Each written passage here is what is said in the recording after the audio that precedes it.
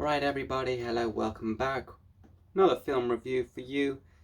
This time I'm going to say something quite controversial. We're going to review the best X-Men film so far. X-Men Origins Wolverine. No, I'm joking. X-Men Days of Future Past.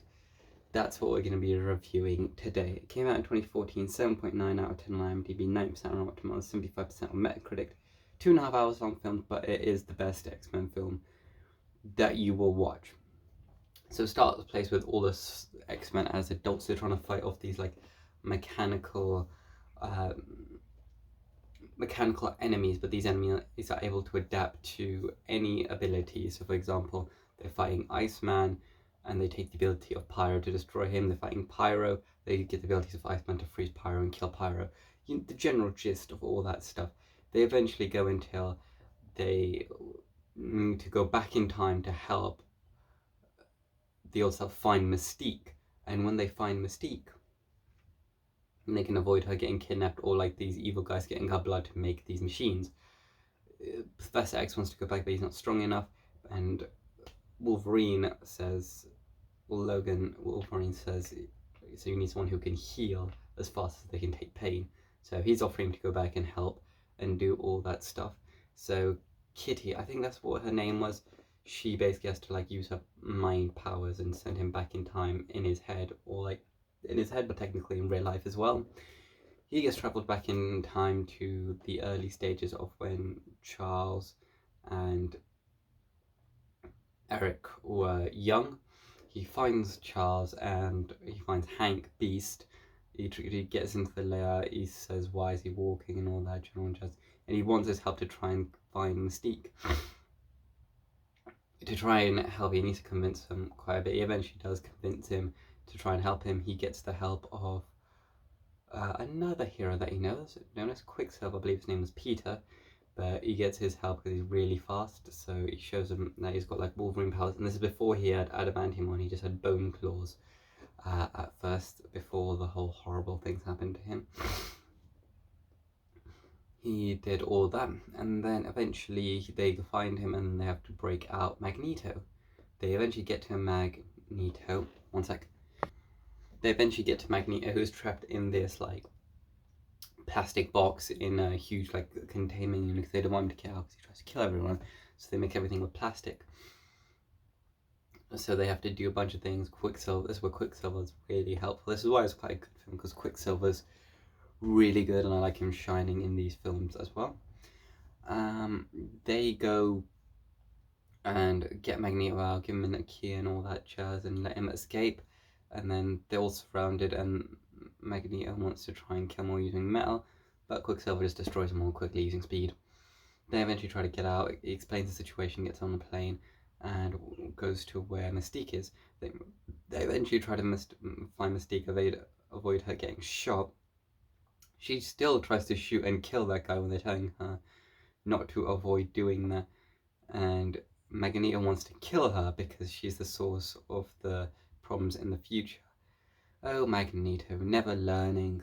She eventually tries to escape, which she does at some point after Beast turns Beast and like fights Magneto off for a little bit. She eventually managed to escape, but the blood's gone, and that's the issue. They already found the blood, but they want the whole of the guy. The midget doctor finds the whole of Mystique.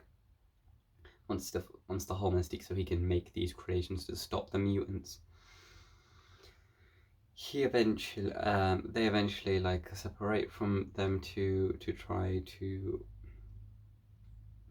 help, but Magneto, he goes insane basically. He wants to try and fight off all these armies, wants to tell the mutants to do all this, and eventually he finds where all these robots have been hanging out and he manipulates their brains. He basically tries to get them to like humans rather than mutants, so he flips the script on those guys.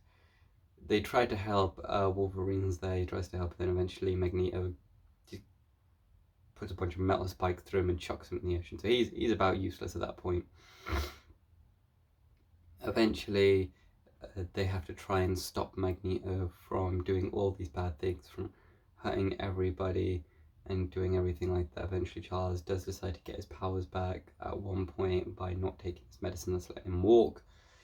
They decide,